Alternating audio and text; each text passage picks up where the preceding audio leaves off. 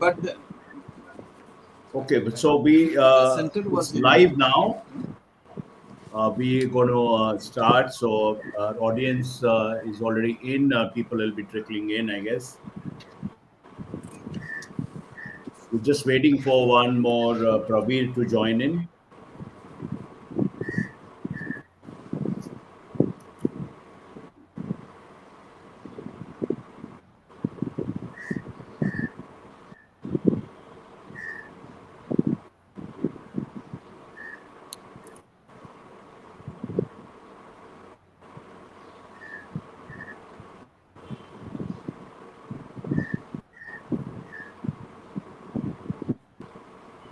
Okay, Anil, switch on to BIMSTEC slides.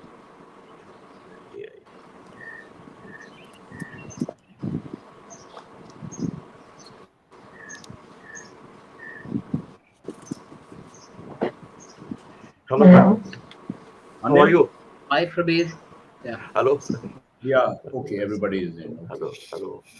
Hello, Professor Rahman, Mustafizur Rahman sir. Namaskar. hello. Anil, BIMSTEC slide चला दो बस 8 minutes के लिए. Yeah. We start at 4 p.m. sharp because this is how this medium works. How are you, Prabir? Yes, I'm fine, ma'am. How are you? Good, good. Ambassador Sumith, how are you? Fine, fine. How are you? You are busy now getting ready for the summit, huh? Yes, absolutely. I think we have done all the preparation.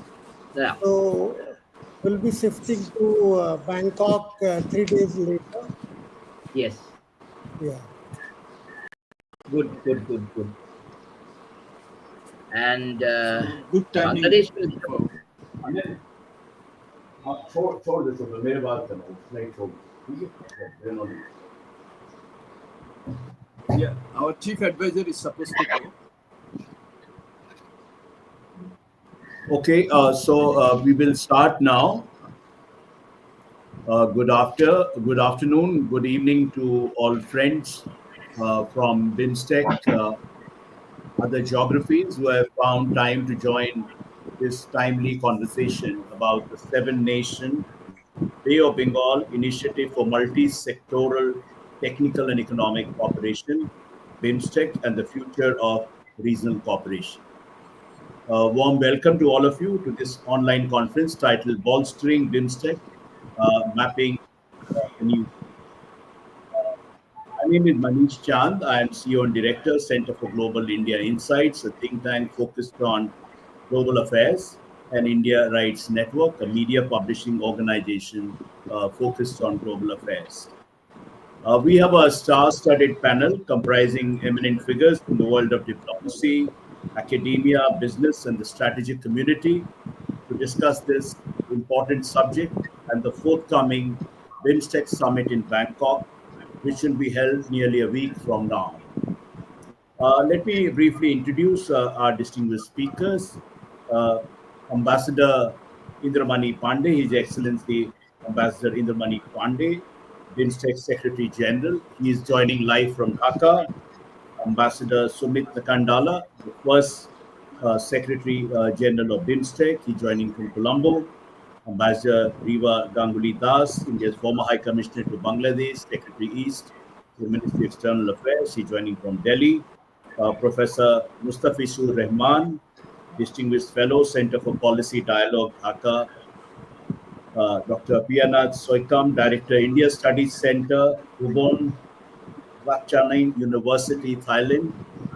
Pravir De, Professor RIS, Yashpal Sacha, Vice President, Ashok Leland. None of these speakers need any introduction. I will introduce them in detail when I invite them to speak. Eminent speakers, excellencies, ladies and gentlemen, friends, this conference is part of a series of events we are organizing to mark the 10th anniversary of our organization, India Rights Network, and the 5th anniversary of Center for Global India Insights. In our own way, we have tried to shape foreign policy discourse. We have organized seminars, published books, and issue briefs to shape the discourse on foreign policy and the rise of India as an important global player. We have partnered with leading think tanks and institutions such as India International Center, Nehru Memorial and Museum Library, Jawaharlal Nehru University, and Vivekananda International Foundation to organize conferences on themes related to India's foreign policy. Ladies and gentlemen, friends, we are meeting barely a week from the 6th BIMSTEC Summit, which will be held in Bangkok from April 2 to 4th. India's Prime Minister Narendra Modi will join the leaders of other BIMSTEC countries at the summit. The context of this summit is important. We are meeting at a time when the international order is in flux. The geopolitical landscape is defined by three C's: conflicts, crises, and catastrophes. The world order is rapidly fragmenting, and the spirit of multilateralism and international cooperation is under enormous stress. It's a me first world in many ways. The world's most powerful country is singing the anthem of America first. Ultranationalism is the flavor of the day. These broader trends have also impacted South and Southeast Asia, which encompass BIMSTEC. In this age of competing nationalisms, what is the future of regional and international cooperation? This is the overall theme of today's conference. Now, let me unpack some of the key themes which we are going to be taking up in the course of the next 90 minutes or so. Our overarching focus will be on the current play and future trajectory of BIMSTEC and regional integration. I will request all speakers to share their recommendations and suggestions for strengthening the grouping. Nearly 3 decades after BIMSTEC was established, the grouping is still trying to find its feet and forge its distinctive identity. We need to figure out in the course of the discussion how BIMSTEC can acquire greater profile and resonance among over 1.7 billion people of Bay of Bengal countries. What makes BIMSTEC different from other regional groupings such as SAARC and ASEAN is that it is a sector-driven organization. What it means is that the goals and areas of operation are divided between members out of multiple sectors like trade, energy, transport, fishery, security, culture, tourism, and so on. India, for example, was earlier responsible for areas like transportation, tourism, and counter-terrorism. Just to set the context further, each regional and inter-regional grouping is unique and different in its own ways. But the comparison with SAARC, which has sadly become nearly defunct, is inevitable. Can BIMSTEC succeed where SAARC has failed? This is the big question we will try to answer in the course of the discussion. If we go back to the history, how BIMSTEC acquired a bigger prominence, at least in India's geopolitical calculus and diplomatic outreach, was in 2019, when Prime Minister Narendra Modi invited the leaders of all BIMSTEC countries for his second inauguration. If you go back, rewind, and you know what happened in 2016 when India experienced terror attack and in Uri, Kashmir, and SAARC nations rallied to India's support. And that was the time, and since then, really, we haven't had any SAARC summit for almost now 1.5 decades. Basically, I want to keep my remarks brief, because there are so many distinguished speakers. Over the course of next 1.5 hour, our speakers will enlighten us on where is this crucial organization headed, what does it mean for the region, what are the challenges, and what are the opportunities, and more specifically, looking to the upcoming BIMSTEC summit in Bangkok. We are extremely fortunate and privileged in having BIMSTEC Secretary General Indra Mani Pandey, Ambassador Indra Mani Pandey with us, who will deliver the keynote address. Let me introduce him briefly. Uh, uh, Ambassador Pandey is a career diplomat since 1990, that is nearly 4 decades. Before his current assignment, he served as permanent representative of India to the United Nations and other international organizations in Geneva. He had earlier served as additional secretary in the MEA in charge of disarmament and international security affairs division. During his uh, decades-long career as an Indian diplomat, Ambassador Pandey served as ambassador of India to the Sultanate of Oman, uh, and he also served as deputy ambassador of India to France and consul general of India to Guangzhou. I can go on and on. His profile is on the BIMSTEC website. Ambassador Pandey had shared some slides with us, which I have circulated to the registrant attendees about BIMSTEC as such. But now I'll invite Ambassador Pandey to share his perspective, his overarching view of the future of BIMSTEC, and more specifically, what we can expect from the BIMSTEC summit in Bangkok. Over to you, sir. Thank you, Manish ji. Thank you so much for inviting me to participate in this conference. I would like to greet all the distinguished panelists, including my predecessor, Sumith, Ambassador Sumith Nakandala. Also, my very senior colleague and very good friend, Riva. Then very good friend from Dhaka, Mr. Fujurji. And from Bangkok, Mr. Pianath from Center of India Studies, Kabirji, and also Yespal Sachar from Ashok Leland. It's a pleasure participating in this discussion. Let me begin by outlining the key outcomes of the summit, which will be of interest to you all. Our leaders will adopt a declaration. They will also adopt a BIMSTEC Bangkok Vision 2030. This is for the first time that BIMSTEC will adopt its own vision document. There will be signing of agreement on maritime transport cooperation in presence of our leaders. A number of other MOUs will be signed for partnerships between BIMSTEC Secretariat and its external partners. The leaders will consider the report of the eminent persons group. The group worked last year and prepared its report. The leaders will approve the rules of procedure. It will be an important step, coming as it does after entry into force of the charter in last year in May. Also, there will be a launch of, not at the summit, but subsequent to summit, 2 new ministerial mechanisms. The mechanism of meeting of home ministers to deal with internal security issues, and meeting of health ministers. Manish ji referred to in his address about uncertainties in the global politics, which are also impacting on global trade, and the impact that it has on multilateral institutions.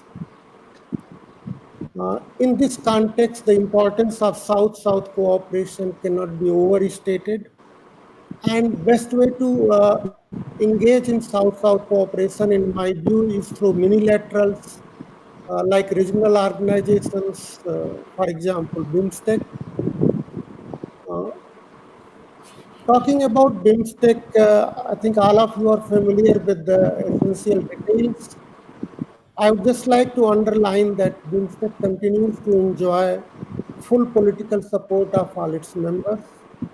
Since taking over as Secretary General, I have had the privilege of visiting the capitals of the member states and meeting with the leaders of our member states.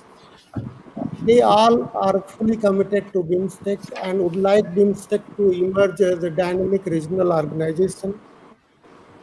The strategic relevance of BIMSTEC has been underlined by Manish. If you look at the total population of our member states, if you look at the size of our economies, if you look at the external trade that we have with the world, I think the Bay of Bengal region with its 7 countries emerges as an important part of the world. Uh, what are the fundamental strengths of the BIMSTEC? One, we now have our own charter. We have our core and sectoral mechanisms in place and well functioning. We have a vast agenda comprising 15 sectors and subsectors of cooperation. Uh, and we have created a unique system of participation of all the member states in regional cooperation, where each member state has been given responsibility for a sector or a couple of sectors, depending on their willingness to take the responsibility. For example, Bangladesh leads very important sectors like trade, investment, development, and blue economy. If you look at Bhutan, it leads environment and climate change sector as well as mountain economy. India leads sectors like security, disaster management, and energy. Myanmar leads 2 sectors, agriculture and food security, and fisheries and livestock. Sri Lanka leads science, technology, and innovation, health and human resource development. Nepal leads very important people-to-people contact sectors, including tourism, cultural cooperation, visa matters, people-to-people contact platforms like think tanks. And finally, Thailand leads the connectivity sector. What will be our focus post-summit? I think the Secretariat and member states are likely to focus on implementation of the summit declaration, the Bangkok Vision 2030, ministerial statements by the sectoral ministerial mechanisms, and very importantly, the eminent persons group report. Our attempt will be to make sure that there are no prolonged delays in implementation of the decisions, and our action plans, summit declarations, they are implemented as directed by our leaders. We should also endeavor to ensure that regular and frequent meetings of various core and sectoral mechanisms are held. This has been a major challenge so far. In this context, I would like to underline the importance of the EPG report. As I mentioned earlier, the Eminent Persons Group was constituted in 2023. They held 6 meetings in 2024, spread over 8 months. They met in the Secretariat for 15 working days, had consultations with numerous stakeholders, and then prepared their report, which contains a number of significant recommendations. And unlike what happens with such reports in other contexts, in BIMSTEC context, the member states have already started the process of implementation of the report by identifying those recommendations which can be recommended immediately and recommendations which will require more discussion among the member states. We hope that once we have been able to implement the key recommendations of the EPG report, we will be able to address some of the issues which I mentioned earlier, delays in implementation of the decisions by our leaders, and lack of regular and frequent meetings of our core and sectoral mechanisms. We have already introduced a system of seeking approval of our ministers and senior officials through circulation of some important matters. We have also introduced recently an annual calendar of meetings and events. I think this will enable member states to prepare in advance for various meetings and events which they are required to host. In the Secretariat, within our existing resources, we have been able to create three units. Implementation support unit, which will work very closely with the member states for smooth implementation of their decisions. Policy support unit, which will prepare background briefs and papers for various meetings in different sectors, so that our member states are well informed and they have some substantive proposals before them for their decision. And we have also created a project management unit in the Secretariat, so that in future, working with our external partners, we'll have the capacity to undertake implementation of the projects. We have also been exploring partnerships with relevant UN organizations, international organizations, and regional organizations. We will soon be signing a MOU with Indian Ocean Rim Association. We are in close conversation with ASEAN. It's an organization which is keen to work together with BIMSTEC, because two members of ASEAN are members of or BIMSTEC, Thailand and Myanmar, and there is a lot that we can learn from experience of ASEAN. We are looking to work with the UN organizations like UN Conference on Trade and Development, UNDP, UN Women, international organizations like International Telecommunications Union, World Intellectual Property Organization, WHO. Uh, also, some organizations which are located in our region, for example, International Solar Alliance and Coalition for Disaster Resilient Infrastructure. Our purpose in engaging with all these organizations is to leverage their experiences, their resources, their programs for the benefit of our member states. And some of them have actually shown keen interest in working with us and already presented to us their proposals for some capacity building programs. We have also been trying to reach out to media, to think tanks, academia, and students in order to better inform them about BIMSTEC and also benefit from their perspectives about BIMSTEC, what more we can do. I'm quite sure that with the reforms that we are going to undertake in BIMSTEC, with the revitalization process which is underway, with the core strength of BIMSTEC, where we focus on technical and economic cooperation on the ground rather than getting embroiled into divisive political issues. I think with all these core strength of BIMSTEC, we are poised to emerge as a very vibrant and dynamic regional organization. If we need more regional cooperation, we need BIMSTEC in our region to work better as a regional organization. And that is where, as I mentioned, our member states are committed to make sure that BIMSTEC does fulfill its role in future. I'd just like to mention one point which I have also mentioned in other contexts, that it is not fair to BIMSTEC to look at BIMSTEC in the context of SAARC or any other organization, because BIMSTEC has its own rationale, its own agenda, its own role, its own history, also its own challenges and opportunities as a regional organization. We were born 27 years ago. At that time, SAARC was fully functional, and at the same time, the need was felt to have an organization which will focus on technical and economic cooperation, bringing together two members from South Asia and two from Southeast Asia. Later, Myanmar joined us, and so did Nepal and Bhutan.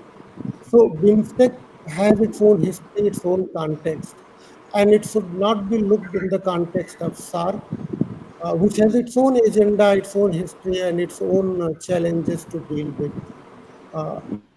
I would therefore appeal to all of you that in your discourse, look at BIMSTEC as its own right and not in the context of any other regional organization.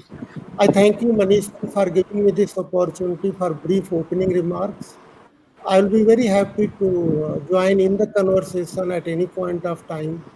if I feel the need to do so, or if there is a request by a member state to clarify any point. Thank you so much.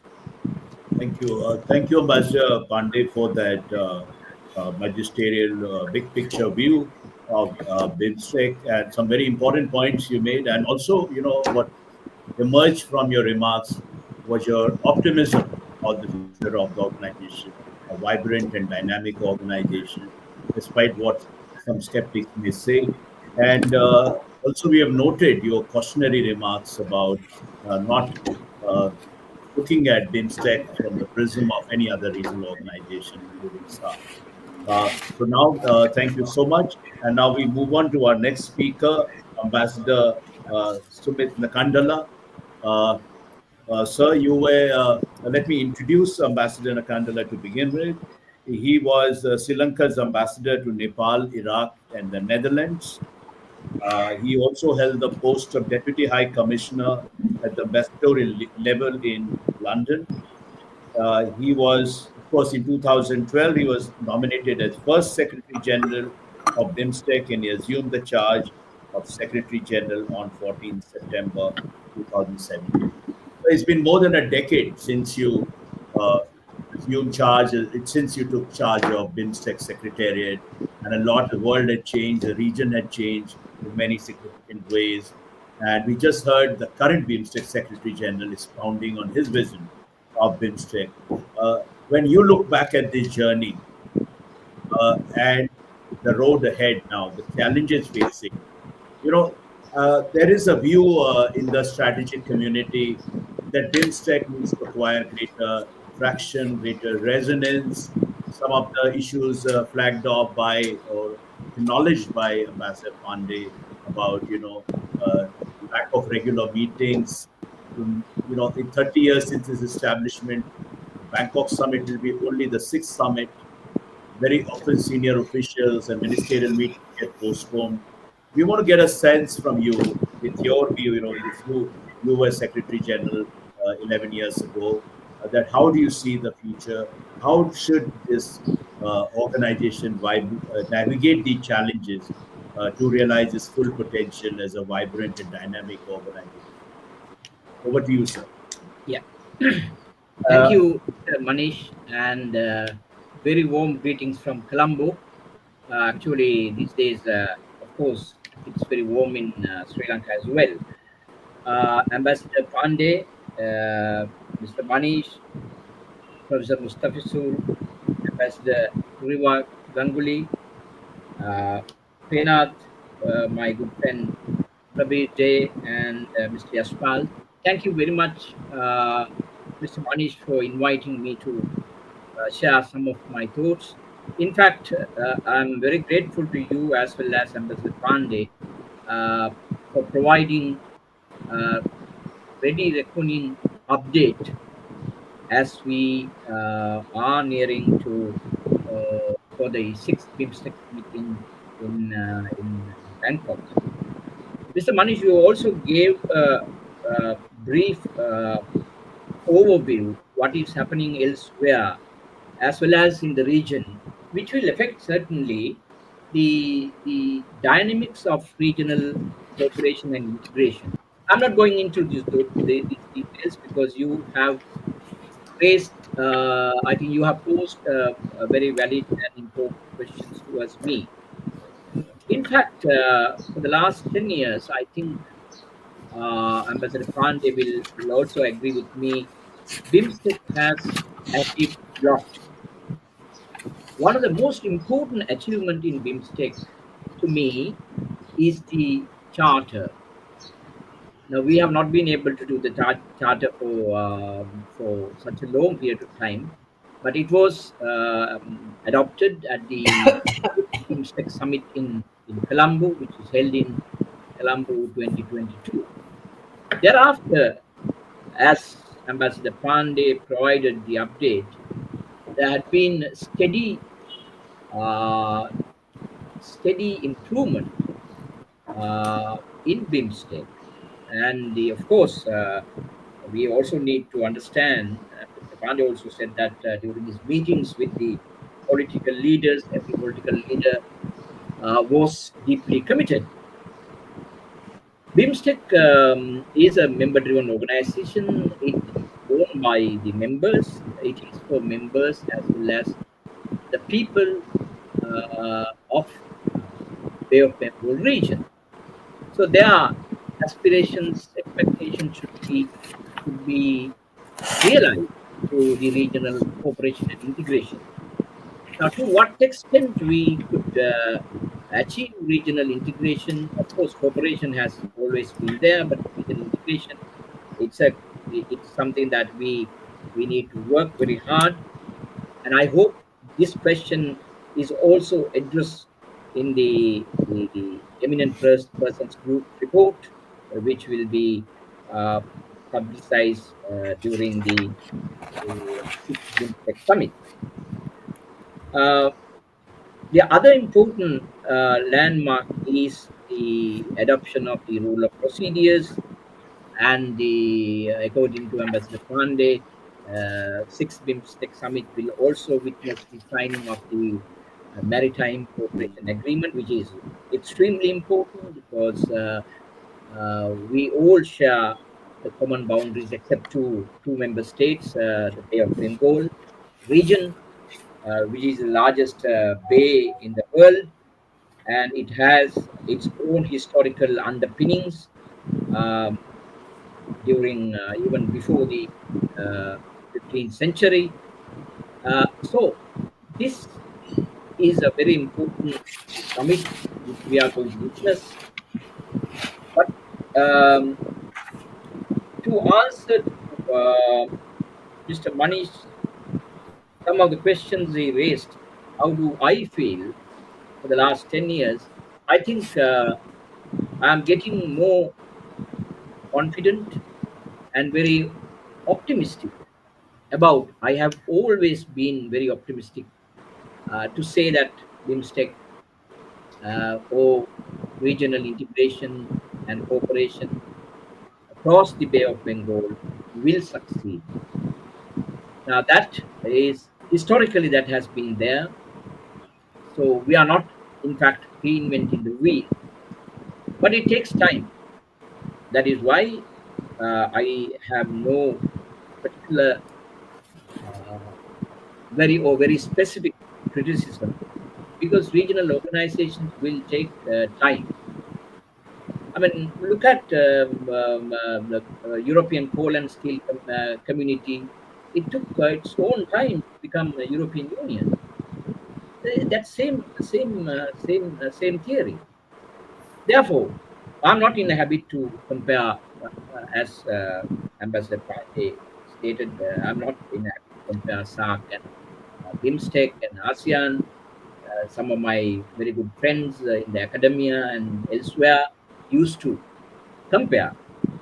I don't think that that comparison is valid, because primarily I think the Bay of Bengal region is a very specific region. It has deep-rooted historical facets. It had deep-rooted people-to-people contacts.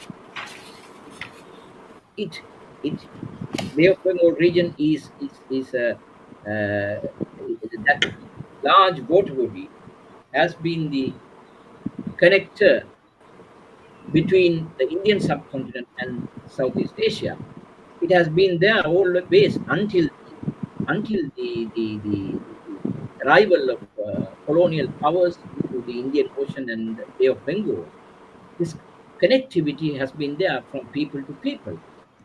So this is the most important fact and factor to say that BIMSTEC will certainly succeed. And I'm very happy to learn that um, learn from Secretary General. Uh, BIMSTEC Secretariat is expanding its matrix with other regional organizations and the international organizations. That's extremely important to work with them, international community and regional organizations, and reaching out to students and of course working with the regional think tanks, not only regional think tanks, I would say that even BIMSTEC Secretariat should work with the international think tanks, because they don't know anything about Bay of Bengal. They even don't know. Ambassador Riva will tell us more. They Some of these Western think tanks, they don't know about the Indian. They don't know about the Bay of Bengal. That historical richness, by way of civilization, by way of culture, by way of trade, by way of migration, it is a rich area which we are focusing. So this we need to do the justice, as Mr. Manish Khan said. We have 1.7 billion people. I always held the view that regional integration and cooperation is a social justice project. Now we have all the political leadership, certain leaders. They have expressed their deep commitment, continuous guidance to the Secretariat, and they are willing to work together, which is really important. And of course, there is during my time we had the problem of calendar. Now, according to Mr. Pandey, uh, you have adopted a regular calendar, which is extremely important, and working with the member states. I think for the last 10 years, that last 10 years has been very crucial. I should also add the fact that reinvigorating BIMSTEC as a regional organization, I must be very grateful to Indian Prime Minister Honorable Modi, who had the 2016 BRICS BIMSTEC Outreach Summit in Goa. I think that was the igniting point. Although organization was uh, established in 1997, we had a period of lull, and then we didn't have support because of the frequent uh, political problems within the member states. Now I think we have come to a point. Uh, I would say that 2016 BRICS BIMSTEC Summit had given definite directives and directions, uh, political and otherwise directions to BIMSTEC, and it is up to now. The Secretariat has expanded. We have 7 directors now. Uh, some of the resources have been given to the Secretariat to work. It should expand, certainly. Secretariat has to be strengthened. I hope that these recommendations will be contained in the um, group eminent persons group report. So, Mr. Manish, I'm very happy to see that the steady development and consolidation of activities, political will, political commitment, and also the commitment from the officials in the respective ministries of foreign affairs and external affairs is also very crucial. They should also understand the importance of regional integration and cooperation. That shared vision, especially Bangkok vision document, will be a guiding document for BIMSTEC to work along with the member states. Finally, in order for us to achieve the regional integration, I think we should also look at uh, what we should be doing: trade, connectivity, and maritime cooperation. Towards that end, of course, if this is something that I used to mention every time, if a BIMSTEC FTA is not possible, I think we should look for some alternative path for which through which that we achieve the regional integration. I think that must be considered. Perhaps there should be some recommendation from the eminent persons group in order to achieve the economic integration. Connectivity is extremely important. Strengthening the connectivity. During 2022 summit, fifth summit, I think the BIMSTEC connectivity master plan has been approved. We need to.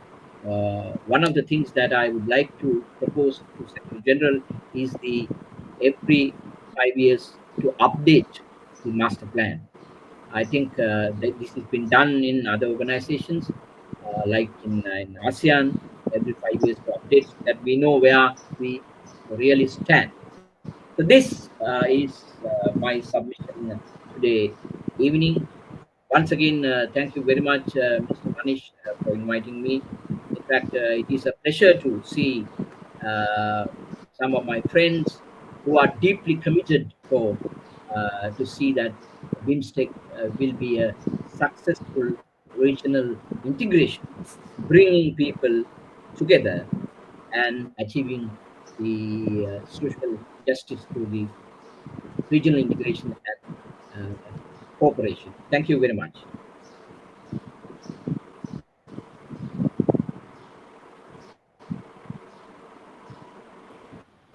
We can't hear you, Manish. Sorry.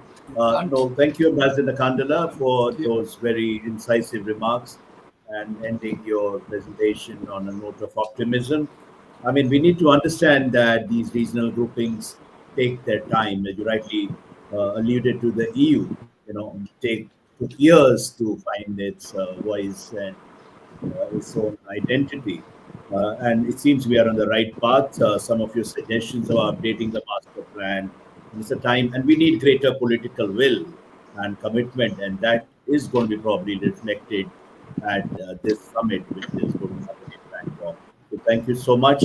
Now I move on to uh,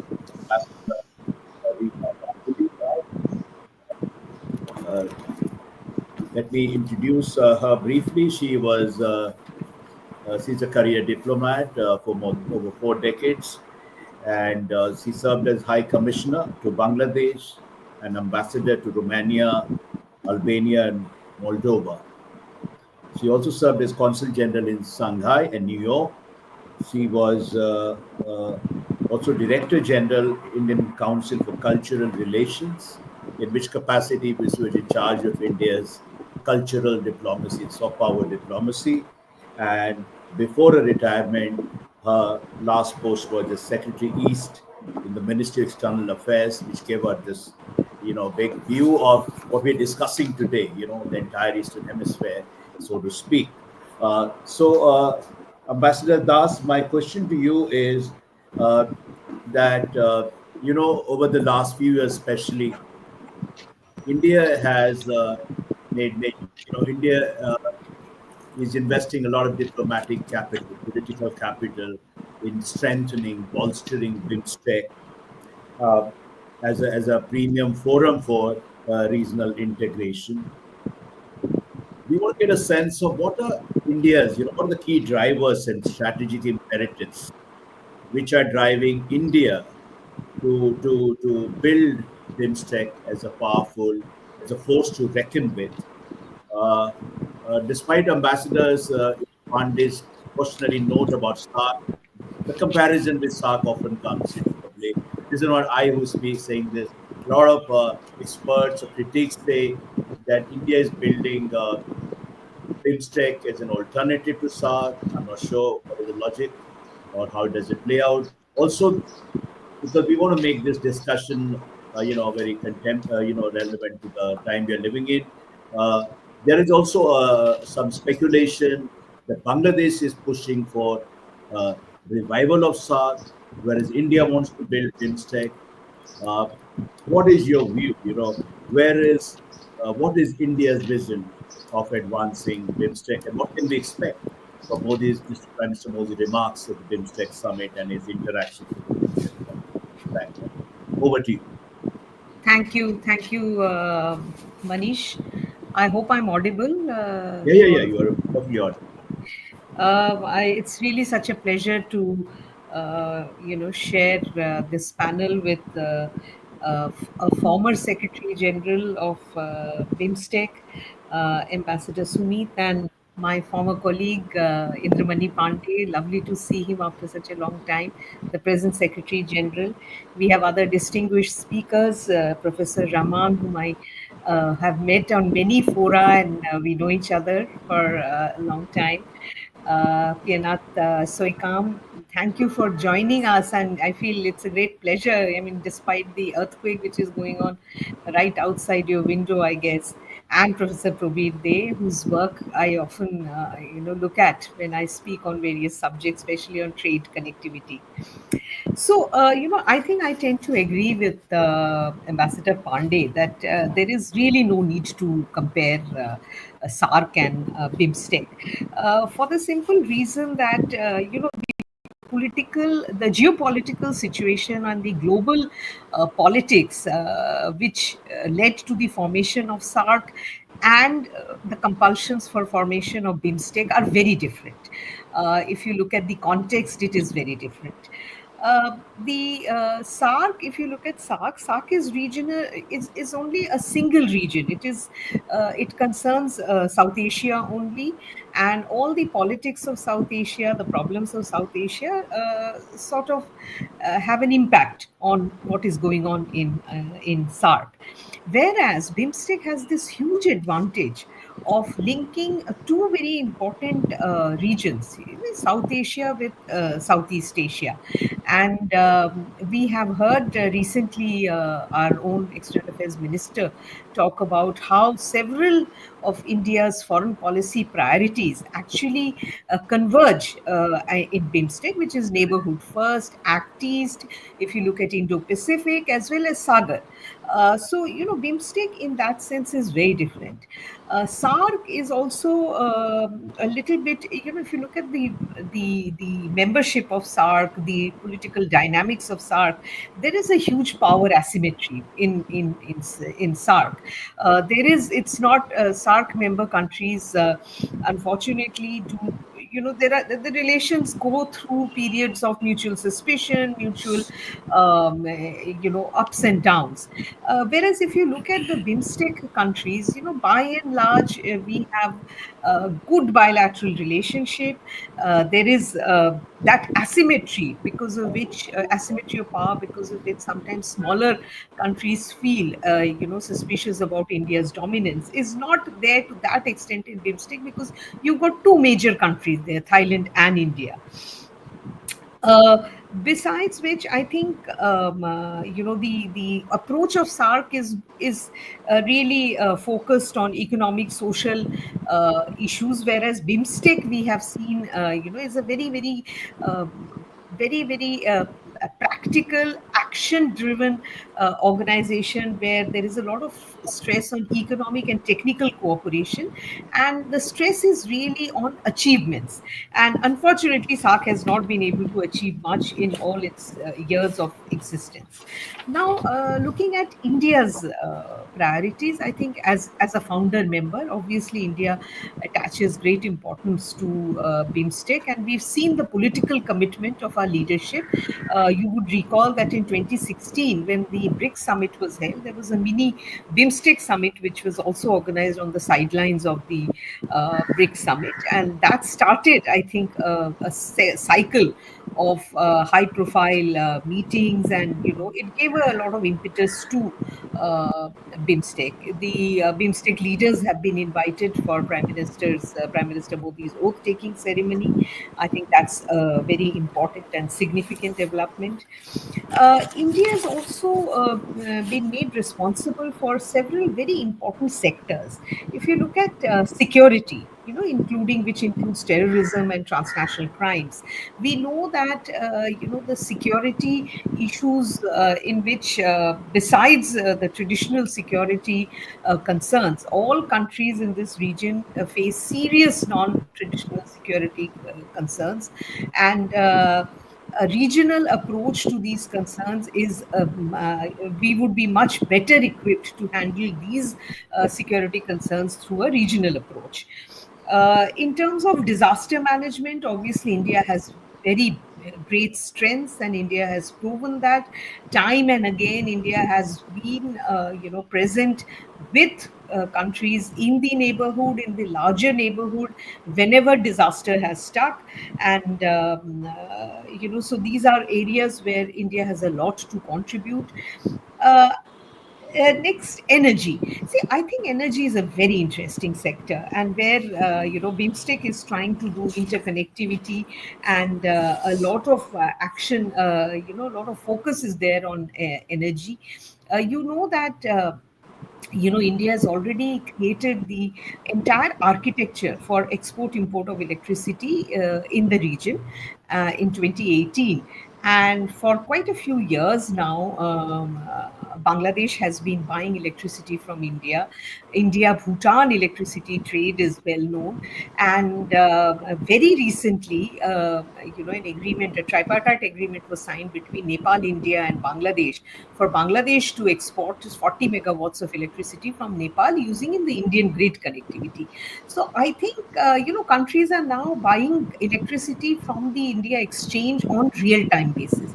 I think this is a huge, huge success. It is an understated success, but we as countries of this region should take credit for it. So I think this is a very important priority for us. The other area where I think BIMSTEC has a huge potential and has really, in my view, achieved something very substantial is in terms of connectivity. The ASEAN has a master plan on connectivity, and BIMSTEC has its own master plan for transport connectivity. In fact, the India, Myanmar, Thailand trilateral highway, which goes through two BIMSTEC countries, which unfortunately is not moving fast enough because of the security situation in Myanmar. There is actually a proposal to have its eastward extension up to Laos, Vietnam, and Cambodia. Then you have the BBIN. The BBIN is also of member countries of BIMSTEC. Now, BBIN has already approved the protocol for movement of cargo and passenger through the Bangladesh, India, Nepal sector. Bhutan, for its own reasons, had not joined it. So, if BBIN, the agreement and the protocol were to come into effect, it can have huge impact on trade in the region. We know that this region suffers from lack of connectivity, and only about 6% of regional trade, 6% of trade is within the region, which is actually very sad compared to what is there in ASEAN. In the case of ASEAN, I think it's about 30%. Prabir will be able to tell us the figures, and in the case of EU, it is of course very, very high. Now, the most important part of the connectivity thing is India's Northeast. We know that following partition, the Northeast got completely disconnected. A part of, undivided India, which was economically prosperous, which has centuries-old trade routes. All of this got cut off. And over a period of time, because of good relations with Bangladesh, we have been able to rebuild a lot of the railway links which were broken since 1972 in an uninterrupted way. The inland waterways between India and Bangladesh are used. People talk about their ups and downs in India-Bangladesh relation, but look at the history of the 1972 protocol on inland transport and transit. And I think that is the way to go in future. We now have, sea links with Bangladesh. We have railway link, road link, of course, more than 30 checkposts through which trade transit happens. Similarly, with Myanmar, we have land customs stations through which trade takes place. So I think the potential of connectivity leading to trade, leading to economic prosperity, and having huge impact on northeast of India is a very, very important factor which probably drives India. So with that, I think, and of course, I mentioned about disaster management, and we all know that, for India, the Indo-Pacific is very important. We give a lot of priority to Indo-Pacific, and Bay of Bengal is very strategic strategically located in the Indo-Pacific. So I think you mentioned about recommendations in the beginning. I think the issue with BIMSTEC is that, and I agree completely with Ambassador Sumith, that a lot of people don't even know what BIMSTEC does. And now that, again, I would agree with him that the charter, BIMSTEC charter, I think is a very, very significant development. It has given BIMSTEC a legal entity. We heard from Secretary General that a lot of engagement is happening with other international organizations. And I think this will allow BIMSTEC to project itself, to showcase the success story that BIMSTEC is. And I think ASEAN BIMSTEC collaboration synergies is the way forward. I forgot to mention about supply chains.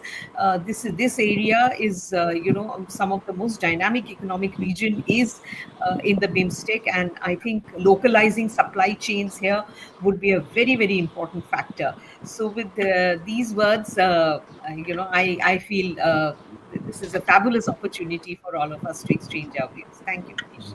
Thank you so much, Riva, for those very incisive remarks. What you're talking about, they need to showcase success stories of BIMSTEC. BIMSTEC has been quietly and incrementally working on many very important initiatives, but it probably remains an underappreciated organization. We need to raise its visibility, among other things. And all your suggestions about bolstering BIMSTEC are all well received, and we will discuss as we go along. Now, it's my pleasure to invite Professor Mustafizur Rahman. He is Distinguished Fellow at the Center for Policy Dialogue, Dhaka, where he was previously the Executive Director. Earlier, Professor Rahman had taught at the University of Dhaka. He was educated at Moscow State University, where he did a PhD, at Oxford University, UK, at Warwick University, where he was a postdoctoral fellow, and at Yale University, where he was a senior Fulbright fellow. With such sterling academic achievements under his belt and his reputation we all know, it's my pleasure to invite him to address the economic dimension of BIMSTEC, that the Free Trade Area Agreement remains a work in progress. How do we actualize its potential? What is the process? And the larger question is about economic integration, which are the two regions in the South and Southeast Asia. The whole idea of BIMSTEC being a bridge. How is that working on the ground, really? You may also like to focus on some initiatives which are needed to scale up economic linkages among BIMSTEC countries. Over to you, sir. Thank you, Manishji, for this opportunity to share some of my thoughts. I can see many old friends over here who have left very good, memories in Bangladesh and in Dhaka. Ambassador Riva Ganguly, Sumith, and of course Probir is like a citizen of our country. So he comes very frequently, and we interact so frequently. And I also look forward to hearing from Mr. Sachar and Mr. Soikam. But at the beginning, the General Secretary of BIMSTEC, Ambassador His Excellency Mr. Pandey, has given us a very good understanding about what is happening and what is going to happen in the upcoming 6th summit. I agree with what my fellow panelists have said, that BIMSTEC has its own distinction. We should not compare it with others, but I think that we should learn lessons from other regional entities, and what were the facilitating factors and what were the obstacles. I think that's very important. As Sumit mentioned about European Union, yes, the whole cooperation was in 1951, and in 1993, after 42 years, we have the European Economic Union. So 42 years, okay, long time. And BIMSTEC also, we have already crossed almost 28 years. So obviously, the speed with which we are going, that leaves us with a lot of, I wouldn't say frustration, but a lot of, wishes, good wishes that have remained unmet. So that is where I think that learning from others becomes very important.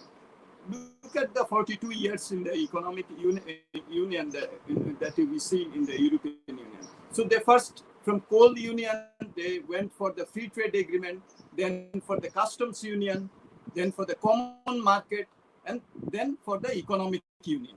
So you see, within 42 years, they have crossed all these stages. And after 28 years, we haven't been able to have a free trade agreement. So I think that that's where we have to ask ourselves whether, and I fully appreciate, the charter in 2023, and now the vision document will be perhaps endorsed, and we will have some guidance from the 6th summit.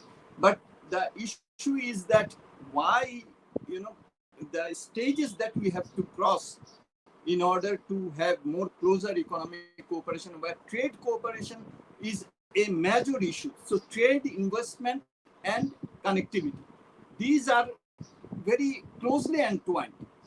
And through triangulation of these three connectivities, can we have closer economic integration?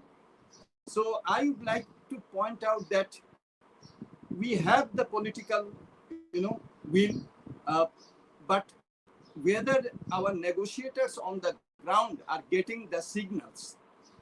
The free trade, the BIMSTEC free trade framework was signed in 2004, and I recall that we had between 2005 and 2012 21 meetings of the working groups, and there were a lot of advancement in areas of not only trade but investment also as well.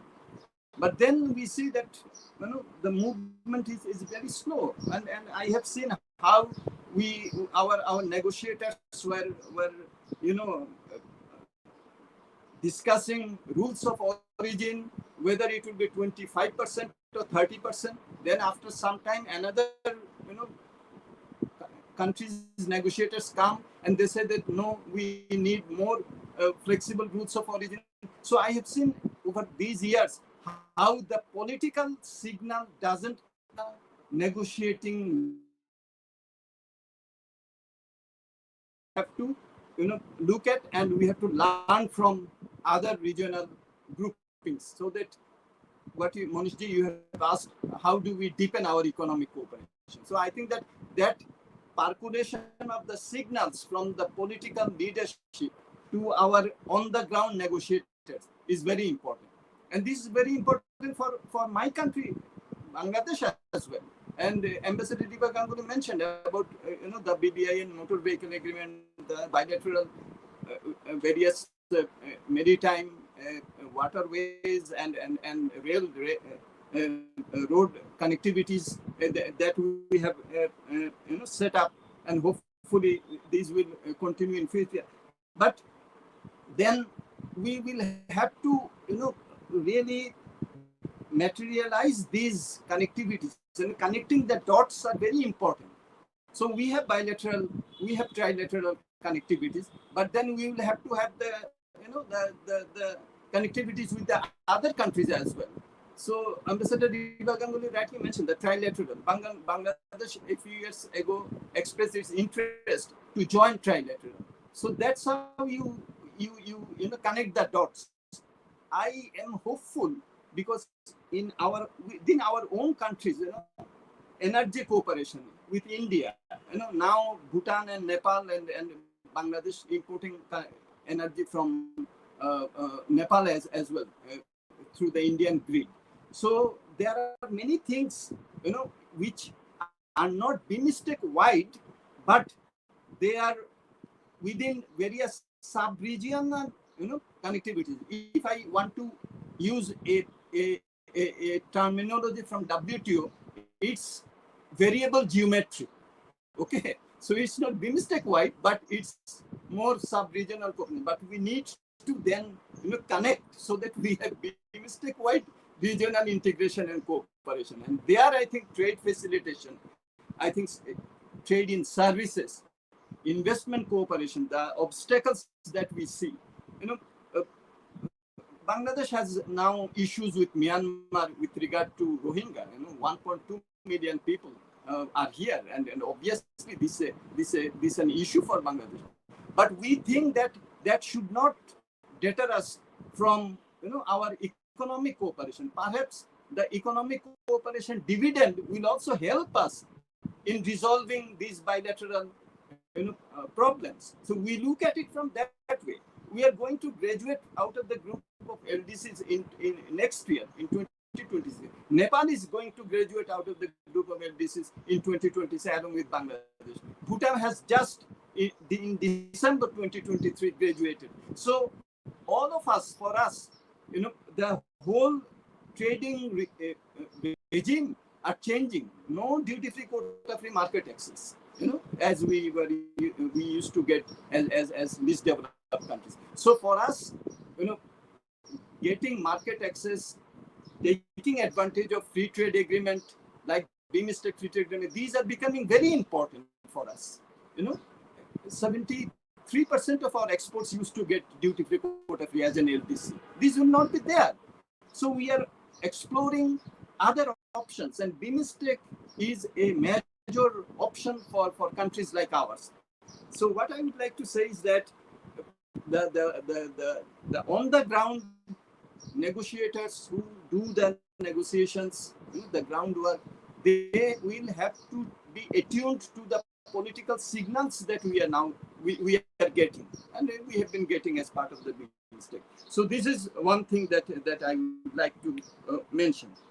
The other thing is obviously, the Bay of Bengal economic cooperation is just not trade investment. It's also maritime cooperation, and there also the exploration of energy in the Bay of Bengal, in India and Myanmar, they are already exploring. Bangladesh is trying to attract foreign companies in the Bay of Bengal area for offshore drilling, etc., etc. So I think that this is also another area where we should cooperate, so that because this is the Bay of Bengal is our common area and common heritage, as Ambassador Sumith Nakandala also pointed out.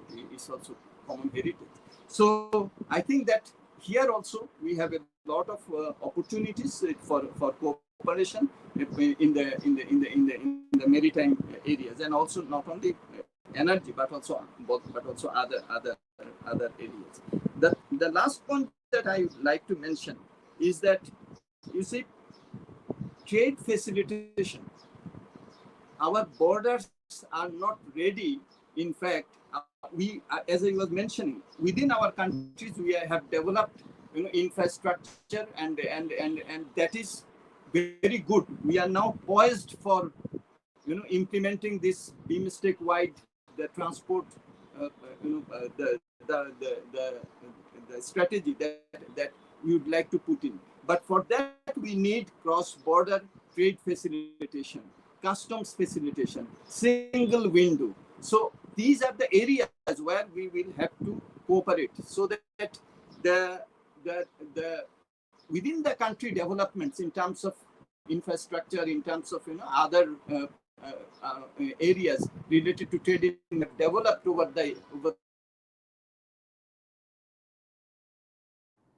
to then connect between the countries, the advantages that we have developed within our own countries. So there, I think that customs cooperation and trade in services, because in trade in goods, trade in services are embedded more and more. So this is also very important for us. And as I was mentioning, we look at BIMSTEC cooperation as a core strategy of our smooth and sustainable LDC industry graduation, because it will have the industry graduation obviously is going to have tremendous impact on our competitiveness, on our global and regional integration. So we look at it, Bangladesh looks at it with a lot of hope. And that's why if I am expressing a sort of a frustration that our pace is slow, it is because that we don't have really time. We will have to tune ourselves to the new regime within 2 years. So we think that there are many necessary factors which are in place, but the sufficient factors are not in place. The sufficient factors are the ones, the initiatives that we will have to take, in order to translate our comparative advantages into competitive advantages, in order to get into the BIMSTEC, market, which is a big market for us, and also allow investment in our own country from BIMSTEC countries. So that's how I look at it, and we are hoping that the summit will give us the political signals to the other players, so that we can deepen our cooperation within within a time bound manner, in a time bound manner, and not keeping it wide open. Thank you. Thank you, Professor Rahman, for that very illuminating view of economical integration and what we need to do. We need to step up our game basically, and you rightly insist on time bound. I think this is something which, with a lot of other pledges and a lot of other commitments of BIMSTEC, we need to do in a time bound manner. Thank you so much. Now I'll invite Yaspal Sacha to get someone from the corporate sector. He's currently the Vice President Corporate Affairs at Ashok Leland, which is investments across BIMSTEC countries. He has been with 34 years of work experience. He's worked in multiple organizations and held leadership positions in MNCs that include Honda Cars, Samsung, Daewoo, and Sports. Yash, basically, I wanted to focus on how do you look at, from a businessman point of view, from a corporate viewpoint, how do you look at the state of intra-BIMSTEC trade and investment? Your company has investment across these countries. What should be done to intensify business linkages in the region? Over to you. Thank you, Manishji, for inviting me for this panel. I'm really thankful to you. And I'm also amazed with Mr. Vinay, even though there is a kind of difficulty in Thailand, but he has joined this discussion. We have our sympathy and all the support to Myanmar and Thailand. We are sure that we will overcome and come out of this tough situation. While talking about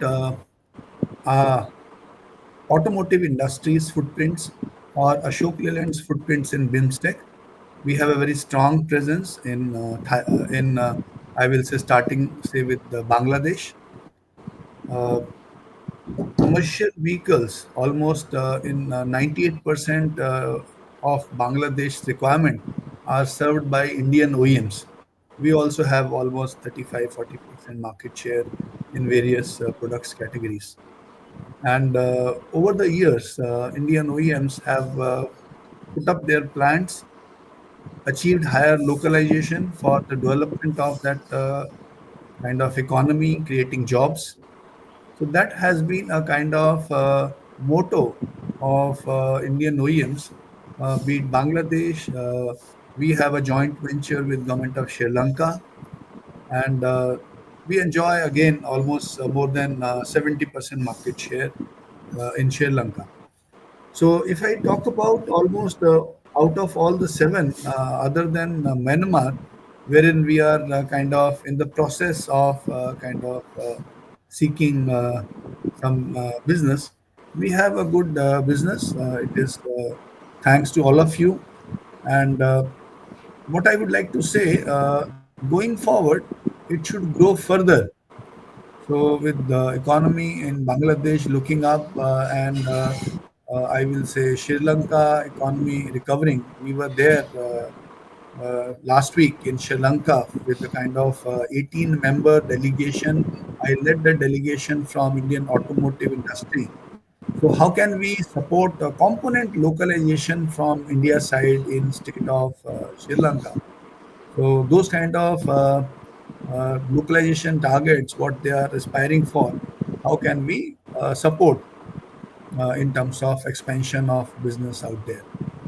So I believe India, being a kind of leader in automotive, we are kind of number one, number two in two-wheeler, three-wheeler, number three in passenger vehicle, number five globally in commercial vehicle. So it's also our responsibility to develop the entire region. And we are thankful that yes, we are blessed with lot of good business volumes. So, but yes, going forward, one thing I would like to say, because the panel represent across kind of the region, we as India in automotive have developed strengths that we are ready with futuristic technologies, be it tomorrow electric or thereafter till hydrogen. So we as industry have acquired those kind of latest technologies, trials, and if I talk about say electric mobility in India, so we are talking under leadership of our honorable Prime Minister, 50,000 buses rollout. Those kind of numbers are being talked about. We are even working with the uh, Sri Lanka and Bangladesh. How can we serve at least Bangladesh, Dhaka? It also, like Delhi, has a concern of air pollution. How can we help and create electric mobility, a sustainable kind of environment out there? So those kind of discussions are also there. Uh, I believe there is a good opportunity for all of us to grow. That too in a time when there are uncertainties somewhere else, some part of the world, they feel a lot of uncertainties are there. But this small home of BIMSTEC, we can create stability and create a co-development model. We heard before me kind of G2G and other aspects, economic aspects of business, and I am really sure that the business will grow with each step of these kind of better cooperation amongst us. Thank you so much, Manishi, once again for inviting me.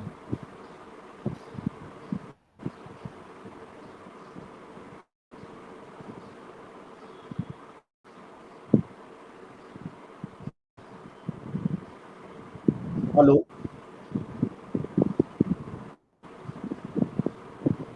Is there some disturbance? Hello. Yeah, over to you, Manishi. I'm through. No? Yeah. You're very precise and Okay. pointed. Yeah, I know there are two more speakers besides me, Okay, we'll and come you have a back. time limit, so I must All respect right. that aspect. Okay. Thank you. Thank you for giving a brief overview. I wish we had more time, but you may have, if you like, you can, intervene again. Now I invite uh, Dr. Piyanath Soikum, Director, India Studies Center. Uh, First of all, let me also express solidarity with people of Thailand and Myanmar in the wake of a massive earthquake that is erupted there. I hope it has not affected the summit in any significant way. Uh, Dr. Piyanath is an assistant. He is he has been named a young leader by Pacific Forum and awarded Asian India Youth Award for his achievement in strengthening regional cooperation. Recently, he was awarded Bharat Mitra Saman Distinguished Alumni. He has served as a scholar in key think tank forums such as BIMSTEC Network of Policy Think Tanks, ASEAN India Network of Think Tanks, and Indo Pacific Think Tanks. So, Dr. Piyanath, welcome to this uh, conference. And I would like you to address, uh, you know, uh, two or three things, essentially on the people to people side, on the cultural connectivity. You also had India Studies Center, and you often participated in these India-centric activities. There is so much cultural and synergies and connectivity between all BIMSTEC countries. What should be done to leverage that? Like, for example, ASEAN organizes these multiple cultural events, which has given ASEAN a popular resonance. Can we do the same with the BIMSTEC? Is it happening? What more needs to be done?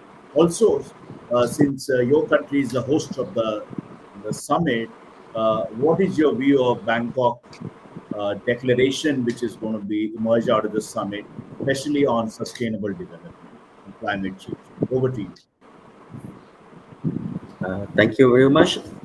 Thank you, Manish, for giving me this opportunity, and a warm greeting to His Excellency Ambassador Indra Mani Pandey, esteemed BIMSTEC Secretary General, Ambassador Riva, Ambassador Sumith, Professor Mustafa Rahman. I think we met in the BIMSTEC, and Professor Pabide and Alok sir.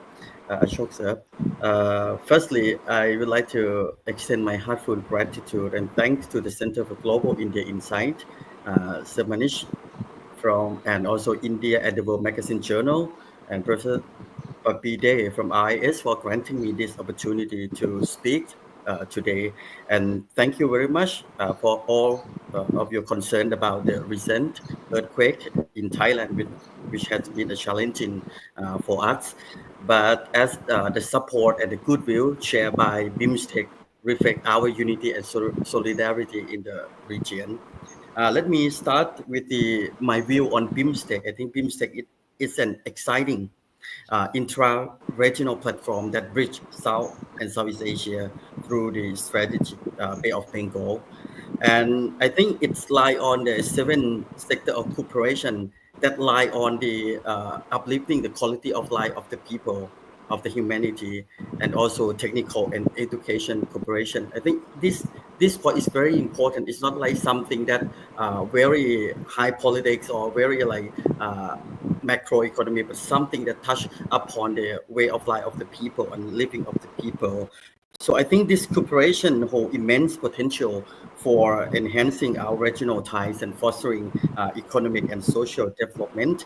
And as Thailand, as the chairmanship of the BIMSTEC for the last couple of years, and we excited to host the coming the 6th BIMSTEC summit in Thailand next week, and I think the Prime Minister already had a statement. I mean, the Prime Minister of Thailand, Paetongtarn Shinawatra, she also had a statement to confirm about the situation and the way to cope with this already. I think should be fine. And next. Bangkok summit and also Bangkok declaration will come with the future of our BIMSTEC sub-regional cooperation. So today I would like to focus and answer the question by Manish in 2 aspects. But the first one, I think I am going to add on the enhancing of people-to-people contact as you already raised the question. But the other aspect that I would like to focus more maybe about the broadening our geographic scope of BIMSTEC. I think maybe it's time, or maybe for the future, it's not just now, maybe for the other 5 to 10 years, maybe we can think more about the geographic scope of BIMSTEC. The first aspect on people-to-people contact in fostering stronger people-to-people ties. As myself, I'm running the India Study Center at Ubon Ratchathani University, and also working with the Department of International Cooperation, Ministry of Foreign Affairs, the Government of Thailand, and also partner of the Network of South Asian Study and Indian Study Center network in Thailand. We work closely, and also what we're thinking as a part of the educational institution. Our role is focusing more on how to build an understanding on BIMSTEC. So what we're working and has been working actively, engaging with the youth and the wider community. So the BIMSTEC is not just only the ministerial level to talk about BIMSTEC or the senior official level, but what we try to do during the past 3 to 5 years is that how BIMSTEC can be translated into an easier version to the young generation and wider community and also the public community. So we start a program called the BIMSTEC on Tour. The BIMSTEC on Tour is mean we going to the high school and also going to several universities, having a campaign that try to like introduce BIMSTEC and try to giving the opportunity for our young generation to understand the potential and also the possibility of future cooperation in BIMSTEC. And also we also organize a campaign like the BIMSTEC quiz competition. In the last 2 years, we organized the BIMSTEC quiz competition, and surprisingly, around 400 schools nationwide coming into the competition, and they read about BIMSTEC and the search. They did the research on BIMSTEC, and then they came for the competition, the quiz competition. I think this also the one of the quickest way that we can inform our young generation. And thank you very much, the BIMSTEC secretary in Bangladesh also organized the BIMSTEC quiz competition in Bhutan. I think to the last 2 years, and I see that even now those students who participate in that BIMSTEC quiz competition in Bhutan, they still keep in contact, and now they become much growing. Grow. Yes, and they become the youth ambassador of BIMSTEC. And I think another aspect, and it's very important, and it just happened in India. I think in January or in February, the BIMSTEC Youth Summit. This initiative is very important because it brings 70 young leaders from BIMSTEC region, from 7 member states, coming together and stay for 5 days in Gandhinagar in Gujarat, and they share idea. And they're not just only talking about their civilizational times, but the aspect that discuss in that BIMSTEC Youth Summit about the future of BIMSTEC, especially the economic or the technological cooperation that they can working together in the future. So this idea, I think it will further strengthen the tie, especially with the young generation. So what can we do more? Yes, the cultural exchange, develop more student and faculty exchange program that we can work together, and also the joint research program to tackle common regional challenges. Let me move to the second aspect. It might not revolve around the question that I get from Manish about the people to people contact, but I also want to add more on expanding geographic scope. And also I think I also support Ambassador Pandey about BIMSTEC plus with international organization and other technical organization on mapping the next step geographically. I think we can extend our reach and our impact, maybe considering, as Professor Raman talking about the maritime economy. I think maritime connectivity is very important because the Bay of Bengal is based on the maritime connectivity. But what about we bringing more the Southeast Asian maritime neighbor, for example, Indonesia, Malaysia, and Singapore, because we all like in this area, so we can enhance our economic and strategic ties. Not only the maritime neighbors. Let me think about, as Ambassador Viva mentioned about the Cambodia, Laos, and Vietnam. I think we can also extend another aspect linking BIMSTEC with the Indo-Pacific strategy, including the Mekong region. Now we already have Thailand and Myanmar already. What about Cambodia, Laos, and Vietnam? Because we have the infrastructure, road connectivity already there. What about we bridge the gap between the two White Ocean? I mean, if we can connect the Bay of Bengal and also the Mekong, we can connecting the two White Ocean. I mean, the Indian Ocean, the Indian Ocean, and also the Pacific Ocean. So this expansion would not only increase our strategic depth, but also offer a new avenue for cooperation and growth. So I think. This is my input for this, and thank you very much for giving me this opportunity. And I also seize very positive and optimistic from all speakers that we shared today, that we can see the future for the BIMSTEC. Thank you very much. Thank you, Dr. Pianath. Excellent suggestions by you. And very concrete suggestions. The idea of building a youth bridge, like Youth Summit is a step in the right direction. I think maybe Dr. Pandey, Ambassador Pandey can comment on the prospect of expansion, whether we should include other countries, Malaysia, Indonesia, and this whole idea of linking Bay of Bengal and Mekong. So thank you very much for your suggestions. And now I come to Professor Praveer De. Last but not the least, I must place my thanks on record for Praveer, because he is in a sense a co-organizer. He's the one he's connected me to some very eminent people who are speaking here, and he the force. So that's what I called.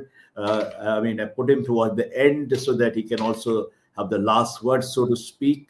So let me introduce Professor Praveer De. He is a professor at the Research and Information System for Developing Countries, a think tank based in Delhi. He has decades of experience in research, and he works extensively on this region, ASEAN, Bay of Bengal. We are running short of time, so I'll have to prune his resume. So among other things, he was a visiting fellow at the Institute of Developing Economies, Asian Development Bank Institute, Korea Institute for International Economic Policy, and he has authored many books. So now my question to Professor Praveer De, Dr. Praveer De, is this, that his expertise is, of course, in the area of connectivity, regional connectivity. Then what can be done to intensify regional, accelerate intra-BIMSTEC connectivity? And I have also an important question, which is that does BIMSTEC have its own unique model of connectivity, paradigm of connectivity that can set it apart from other alternatives? And here I'm talking about BRI, for example. All BIMSTEC countries except India and Bhutan have signed on to BRI. In what ways BIMSTEC can organize connectivity which is based on prudent financing, transparency, and sustainable development? Over to you, Ravi. Okay. Thank you, Manish ji. And thank you very much for the introduction, and also an opportunity to speak before the August speakers and those who are watching us through social media and other platforms. It's a great pleasure listening to our Secretary General, His Excellency Indra Mani Pandey ji, Ambassador Riva Ganguly Das ma'am, Ambassador Sumith Nakandala, our great mentor, friend, Professor Mustafizur. First time I'm meeting Yaspal ji, and it's great listening to him. And his company is the real connectivity in a way that is being done. I'm just borrowing idea from here and there. And also the Pianath, our young force, who has agreed to join in a very short time. Now, most of the things have been spoken here, and everybody, gave his own perspectives. And the questions that you have asked, Manish ji, one is about what can be done on the connectivity, and what is the Belt and Road Initiative. That's the one you asked. But I would like to I will, of course, address in the 5 to 10 minutes time that you have allotted to me, and I have my stopwatch in front of me. What I like to add here, what Ambassador Indra Mani Pandey left, half of his presentation, we have seen him talking about next. What next means post-summit, and he has given brilliant ideas. A secretariat and the people working, if it is a very strong, dynamic, the region moves. As the way it was started by Ambassador Sumith, as the first Secretary General, the momentum continued, and it has been continuing. And so with Ambassador Indra Mani Pandey, and he has been driving it in the front in a very, the time is, there are global disturbances, there are regional issues. So this is a very time testing, something that he must be realizing and doing it in the front with so many, difficulties and many challenges. Well, I see, the chairmanship is going to be with the Bangladesh from the 5th of April precisely. India-Bangladesh relations, Bangladesh aspiration to a developing world and its own uh, program and its own planning, we need to understand it very carefully. So here, India-Bangladesh relation is very important in order to drive the BIMSTEC process. I would like to stop on that India-Bangladesh because it is not a place to discuss about bilateral. Now, if you come to the first one, is that what Secretariat and we can support in implementing it.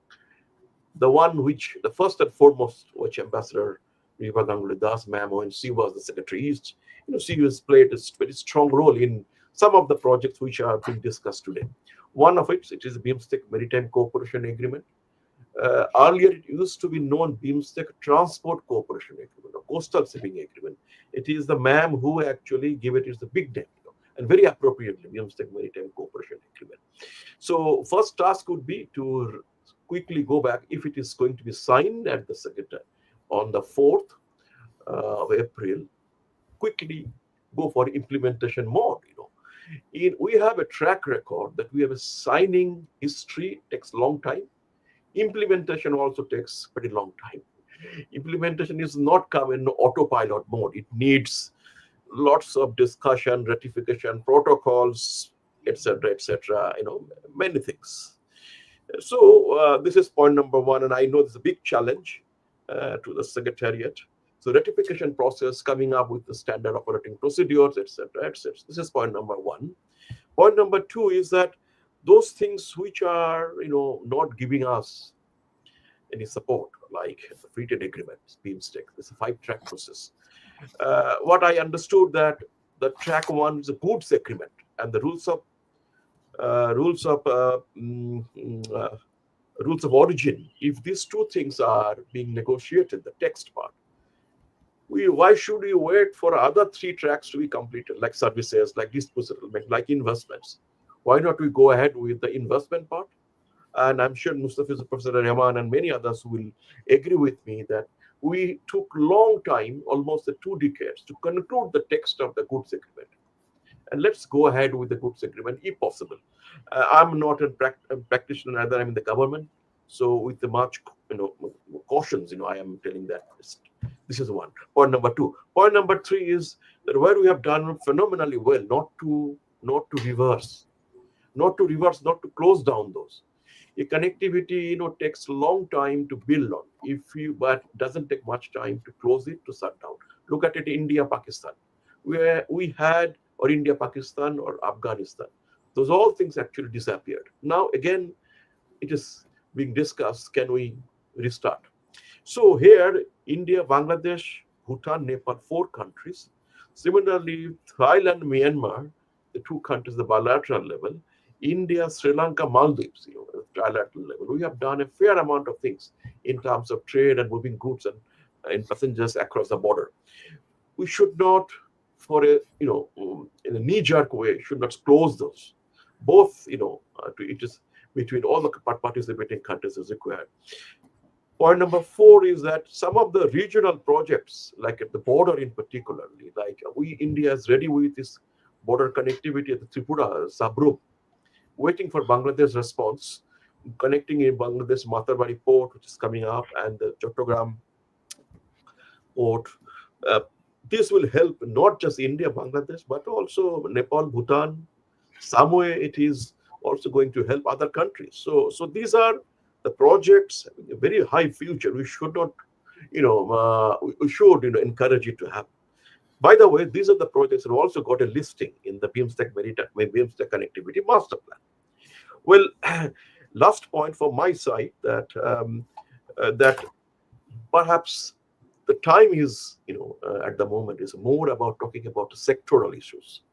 If you see the global multilateral process is going in a different tracks, regional integration is getting into a different track, more countries are talking about a sectoral and bilateral. So there are some sectoral projects like, payment through digital mode, which Professor Mustafa was telling, also in other forms, high-speed exchange of the data, and kind of a customs cooperation. So sectoral cooperation is easy to conclude. And so here, what we need, I think, a strong secretariat, and that's what that will be the task for post-summit for the secretariat to take it some forward. Last, in replying to the Belt and Road Initiative, you are right that India and Bhutan are not part of the BIMSTEC Belt and Road Initiative Forum. But look at the India's foreign policy, whatever I could understand, whatever, a little, while working, and with eminent, scholars, practitioners, diplomats. It is benign, by the way. It is not top-down. It's a bottom-up kind of thing. Belt and Road Initiatives, which I could understand, it's a bottom-up. There is a template by great emerging economy, China, which is, has many solutions to the many countries, but it has many risks. Today, China is actually talking about the digital sustainable Belt and Road Initiative, which is a kind of, not a top-down, it's a bottom-up kind of thing. It's just, basically, they have also learned from, India and other countries, how to reform, the arrangements. Well, I would only comment on it that this is, we need much bigger discussions. Just to conclude from my side is that BIMSTEC has come almost about 27 years. Right? It started in 1997.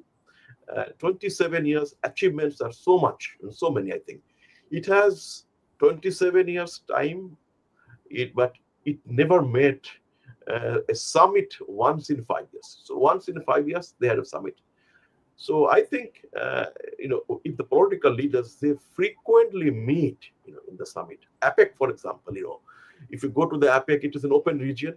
It is not a binding thing. It is a regional cooperation, Asia-Pacific Economic Cooperation for learning purpose. But look at their track record.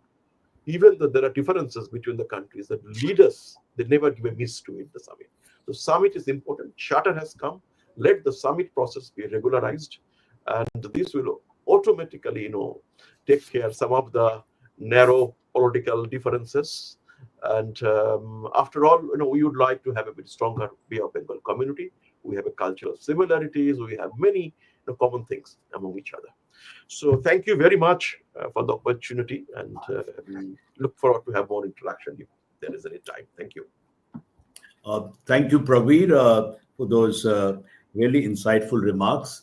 I think, yes, your point about having frequent political diplomatic meetings is well taken, and that's a big gap that needs to be bridged here. I mean, it doesn't make sense to have a summit every 3, 4, 5 years. Leaders need to meet regularly. So, friends, ladies and gentlemen, we have come to the end of this very enriching discussion of more than 1 hour, 45 minutes. But 10, 15 minutes we have for some questions. I see on my panel some question displayed. This gentleman called Mr. X. He's calling himself enigmatically, but it's an interesting question for Ambassador Indra Mani Pandey. Can BIMSTEC facilitate some kind of understanding between Myanmar military junta and Brotherhood and other players to resolve Myanmar's current crisis? What role can BIMSTEC play in resolving Myanmar crisis? And we hear that the chief, the junta chief, is also going to be attending the summit. Over to you, sir.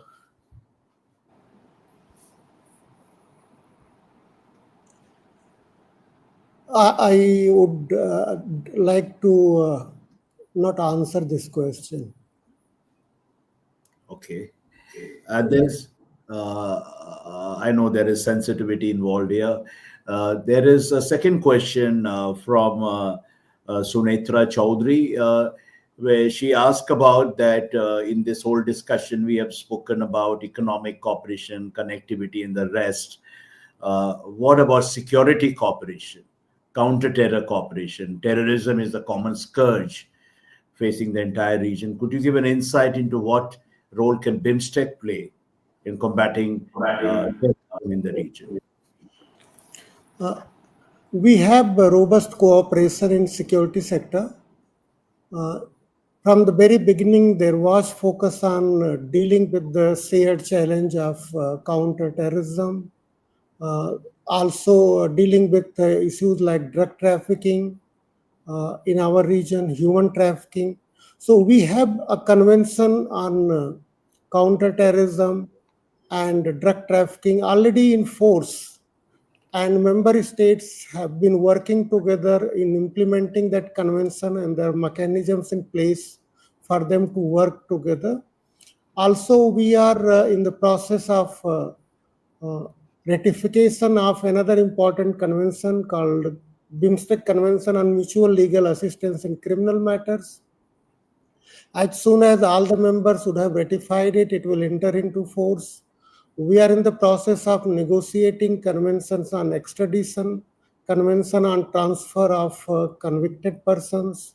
We are looking at uh, finalizing convention on human trafficking. So in different areas of security challenges, BIMSTEC member states have been working together. Additionally, we have a track of meeting of our national security chiefs, national security advisors, and they have also focused on some of the security challenges like cyber security, maritime security, and security in some other domains. So I think together these two tracks have been looking at the question of security challenges faced by member states. And as I mentioned in my opening remarks, we have completed the process for starting the mechanism of Home Ministers meeting. Now, Home Ministers would focus certainly on different security challenges that our member state face and where they are committed to work together to deal with them. Okay. There's a question for Ambassador Riva Ganguly Das. This is the question for you is, what is the current status of land cargo mobility pact between BBIN countries after Bhutan's backing of citing carbon emissions issue? Do you think Bhutan will join again? I think it is up to Bhutan to decide whether they will join again or not. As far as I know, the the BIN countries, let me put it this way, Bangladesh, India, Nepal, met at least, if I recall correctly, at least a year or year and a half, maybe 2 years back, and they finalized the agreement and the protocol for movement of both cargo vehicles and passenger vehicles within the three countries. It was then circulated, the process for doing these kind of agreements is that they have to go through an accession ratification process within their own countries. So I think that is the process which has not been completed. Otherwise, there is agreement on the basic text of the agreement. I'm sure Professor Dev would know the latest position. I don't know if this is correct or not. No, absolutely correct. Absolutely correct. There's a question for Professor Can I just Rahman. add one line? Yeah, please. Yeah. Okay. Yeah, no, Go I ahead. just wanted to add to what Ambassador Ganguly mentioned. It was decided that the rest of the three countries, Bangladesh, India, and Nepal, will go ahead. But if we recall, the agreement was signed in 2015, and now it is 2025, and we have just only done the standard operating procedures which have been finalized, but it has not been implemented. And I think that it would have really reduced a lot of the costs in trading if we could have operationalized it. So here also, my frustration is that we are really very slow in terms of implementing some of the very good initiatives that we are taking. Thank you. Now I will urge all speakers to look into the camera. Our guys are taking a group photo of sorts. So look your best and put your face up. Anil, you're taking a picture? Okay. I think we are done. 1 second. We are done with this. Thank you so much to all of you. We have come to the end of this conference. There are some more questions, but we are already at it for almost 2 hours. So it's time for me, express my profound, profuse thanks and gratitude to all the speakers for finding time and hanging on tenaciously right till the end, and also to our fabulous audience. After all, this very rich discussion, I don't think it makes sense to summarize. The issues are complex, but let me just quickly give you 5 or 6 major takeaways which have emerged from this discussion. Number one, the future of BIMSTEC is bright. There is a lot of optimism and confidence about the future of the grouping. Second, BIMSTEC is unique and we should refrain from comparisons with SARC. Third, BIMSTEC can play a catalytic role in regional economic integration, and in this regard, FTA should be finalized and implemented at the earliest. Fourth, accelerating regional economic connectivity. Regional connectivity holds a key to unlocking the potential. Fifth, P2P, cultural communication, cultural contacts are absolutely necessary. Enhancing P2P contacts, cultural contacts, to impart a greater popular resonance to the grouping. So, ladies and gentlemen, friends, this has been an enormously enriching discussion. The the discussion, the proceedings will be published in the next edition of our India and the World magazine. We will share it with you. We'll publish your comments in form of article. I would urge you that if you can, we'll share the transcript of your comments, and if you can, rework and share it with you. Also, I urge you to share separately 5 recommendations for bolstering BIMSTEC, for strengthening BIMSTEC, which we can then publish as part of our report and share it with the Ministry and BIMSTEC Secretariat and other stakeholders. Thank you once again so much for finding time for this conference. Hope to see you again in the near future. Thank you so much. Thank you. Thank you. Thanks. Thank you. you. Bye-bye. Thank Bye you. bye. Thank you. Goodbye. Goodbye, friends. Bye. See you soon.